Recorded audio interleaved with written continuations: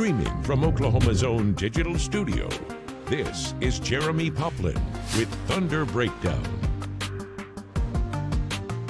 Hello and welcome into another race for the chase, I guess we should say, as the Thunder are chasing a championship. Game number 2 coming up here in just a few short hours. My name is Jeremie Poplin. That is Steve McGehee, the Thunder reporter from News 9, coming to you live from the bowels of the Paycom Center, directly behind the interview room. There's a little curtain there behind Steve, so that's where all the action will take place. Yeah, see? This is the only type of access that you can get right here on our live feed from deep inside Paycom Center, where we'll see where all the interviews will take place as soon as tonight's Game 2 is over. Steve, I know you got a busy day, man. Thanks for joining me. I wrote something earlier today, and I want to see if you feel like that we're on the same page. I felt like there's been a ton of negativity. I think at least from just outwardly, and negativity is probably the wrong way to put it, maybe disappointment from the way the Game 1 went. So I thought, you know what, let's just write a positive piece this morning.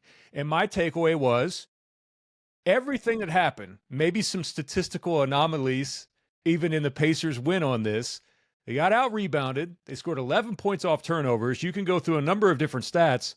But here they were with a 15-point lead.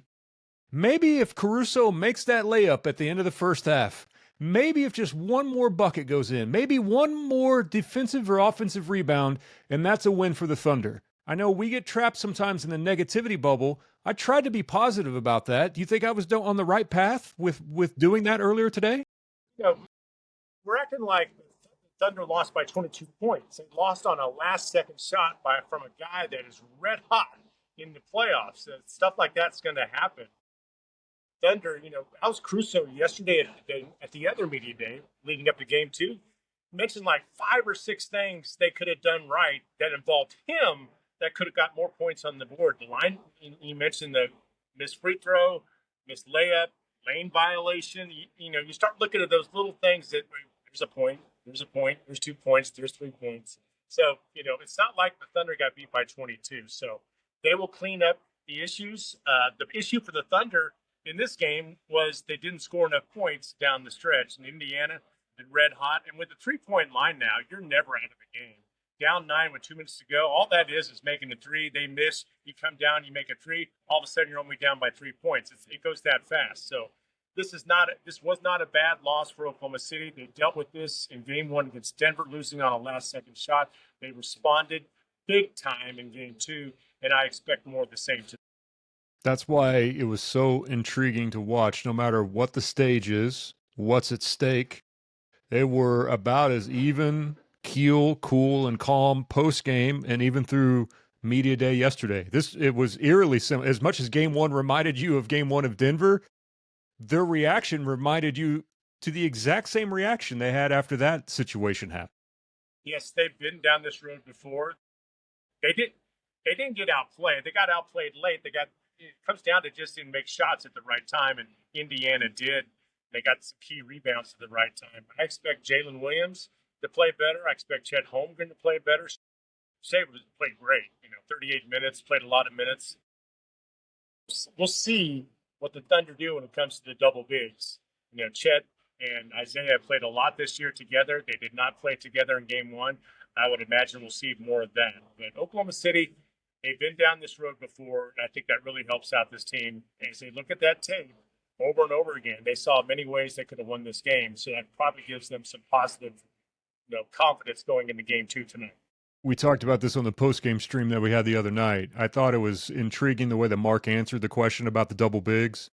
And he basically said, well, yeah, Game 1, tonight it was a smaller lineup. That doesn't necessarily mean that it's going to be a smaller lineup moving forward.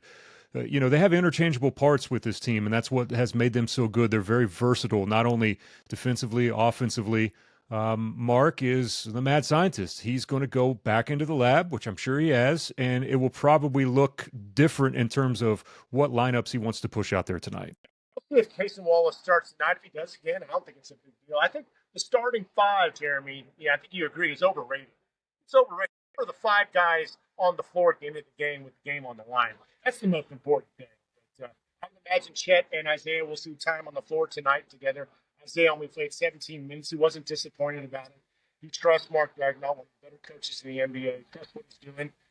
they tried it out, and maybe it didn't work out. So maybe you'll see double bigs tonight. I think you will for Chet and Isaiah, perhaps in the opening tip. But that starting five, if Mark lost a game with the starting five. I read a story about that. I'm like, that's nonsense. It's the final five. Yes. That's the most important thing in playoff games. Yeah, the fact that, Chet, didn't play like the last 4 minutes of that, that is one that kind of gets them caught a little bit. Yeah, the starting element to me was never anything. And even in the, leading up to the game, there were a few of the national writers that had written about, maybe this is a chance where they'll mix in a small lineup. And it was more based off of just starting. But to me, it was all about finishing. And that also plays right into where I thought that Indiana was tremendous, is they've had so many calluses and so many wins from what they've accomplished here through the course of the playoffs. I mean, you could just tell they were thriving in that moment. And it really seemed like J-Dub alluded to this. He said, I felt like that we fell in a situation to where we were more trying to protect the lead than we were trying to extend the lead. And it really jumped off the television set that's exactly, I think he was dead on with that comment. Well, Hartenstein and Wiggins both said that, we slowed it up. We had that lead, and we kind of slowed up the pace. And they're not going to slow it up tonight. That's why I think Oklahoma City's going to win by double digits or more, because they're going to get that lead, and they're going to keep putting the foot on the gas. They cannot let up against a team like the Pacers. I expect them to win. It's going to be difficult. Indiana knows that they're going to come out punching. But Indiana, they're fearless. They won 2 games, the first 2 games in Cleveland. They won the first 2 games in New York. They're going to try to win the first 2 games here in Oklahoma City. With that said, though, then they came back home in last game 3 in the series I just mentioned. But Oklahoma City, they know what they did wrong. It's not a lot of errors. They correct the small things. It's just the small things that lost. And if that shot doesn't go in, we're talking about a Thunder victory. And the other thing, too, is are they going to create 25 turnovers? Probably not. That was the most that, they've had in 25 years. But can they get, say, 15 to 20 range, which is not out of the realm of possibility, but yet convert off of those? That Indiana was tremendous. That's where you tip your cap to Indiana and say they really, really made a point to hustle back. I mean, the Wings crashing back any chance that they had an opportunity. Indiana was just good at that, but Oklahoma City has proven, hey, if you give us the opportunity, we're going to figure this out at some point. Yeah, I thought Oklahoma City could have extended that lead there in the first half a little bit more than what they had. Just, Indiana's best offense was the three-pointer in the first half that kind of kept them in the game. But fourth quarter, Indiana was 6 threes, a big fat 0 for the Thunder. There's 18 points right there. That's 18 points right there. So I don't see that happening again. But if Indiana hits 18 threes the rest of the way, this is going to be a short series in favor of the Pacers. Yeah, one of those is a bank in from Miles Turner that at some point in time you're like, okay, is this going to end up being one of those nights when a shot like that goes in for sure? Jay got one in towards the end of the third quarter too. So, it kind of goes both ways. But when you used to get backboard to hit a 3, that's sometimes it's better to be lucky than good.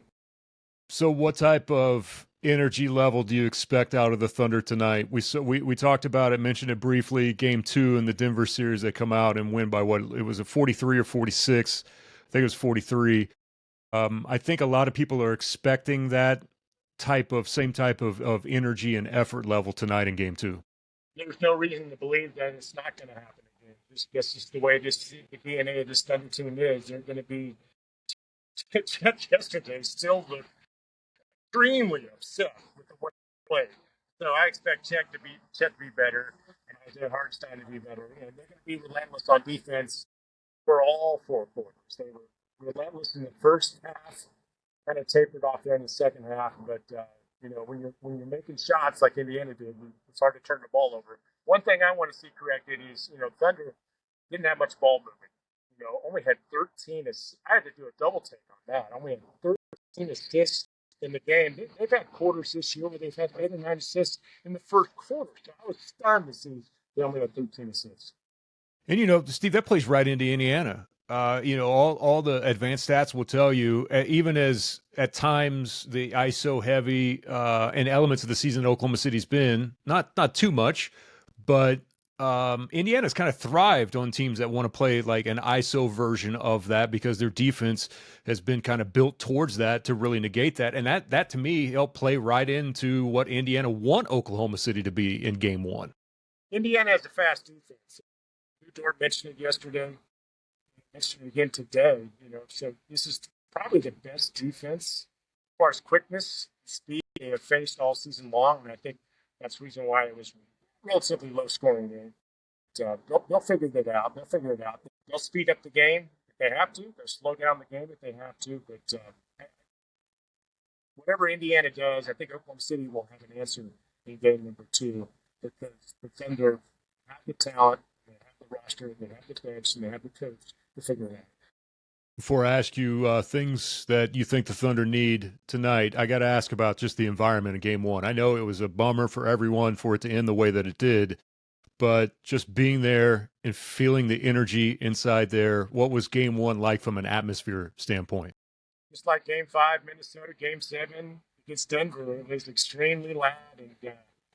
And those final few minutes, you can almost feel like, feel the crowd like, we have to be able to put these guys away. We have to be able to put these guys away. So, and then it happens. Stunning loss, but they're going to be even better than they did tonight. When I talk about not just the players, but the fans. They'll even be even better tonight to help support their team. All right, Steve, give me a few more items that you're looking forward to tonight from Oklahoma City's perspective for them to try to even up this series. A few more assists, better shooting inside. Their inside game was got some stop stuff, but they weren't making the shots. And maybe 3 or 2 in the fourth quarter. That would really help. Indiana's going to get probably 14, 15, 16 threes. Oklahoma City just has to match that effort in the fourth quarter with the game in the line. But again, I'll still say the Thunder win by 10 to 12 points. The other one that I'll bring up that I wish I would have put in my keys that I wrote on news9.com, everyone go now and check them out, is if it's closer, if it's say an 8 point game in the fourth, and Indiana makes a little bit of a move and cuts it to within, a possession, still think that it's about execution at that point. I don't want things to kind of tighten up and get to the point of like, oh no, here we go again, because we've seen it now, 4 or 5 times from Indiana. It's just about execution in the fourth quarter is what this comes down to me. And they executed like that in game 4 in Minneapolis. That was a close game down the stretch, and Minneapolis wanted to win that game so bad. And it comes down to making shots. Shea was making shots, and J-Dub was making shots. If one of those guys makes a shot late, I think Shea had one shot in the lane block, then he missed the shot before Halliburton hit his. J-Dub missed a 3. If one of those shots goes in, we're not talking about a 1-point loss. So that's how close this series is in game number 1. And I think Oklahoma City will be able to figure it out. And I'm still going to go with that double-digit win. And I'm leaning on it until it happens. No doubt. 11-point favorite tonight are the Oklahoma City Thunder via the various gambling institutions that you yourself can go check out for sure. Steve, great stuff as always. Thanks, man, from there deep inside Paycom Center. Look forward to hearing your reports after the game is over, and we'll check in tomorrow. We'll hopefully, I don't see anyone that's there yet. We'll check in with you a little bit tomorrow and get a recap of hopefully a series that's tied up at a game apiece. Yeah, I got a 6:15 special to Indiana with a connection going the wrong way in Denver. So bear with me tomorrow, but I'll catch up with you sometime on Monday. My man, you are a traveling expert by now. It's 6:15 in the morning. There is no one that works harder than what Steve McGehee does. Wrong way to get to Indiana, but that's such is life. No doubt, no doubt. All right, Steve, have a good night. And thank you to all of you for tuning in as well as we get set for game number 2 coming up from Paycom Center. Tonight's Thunder up, and let's even up this series at 1. Thank you for tuning in, and don't forget to check out all of our great work that we've done, news9.com and newson6.com as well. Thank you for watching this Oklahoma's own digital studio stream. Stay with News 9, online and on television anytime for the latest news, weather, and sports.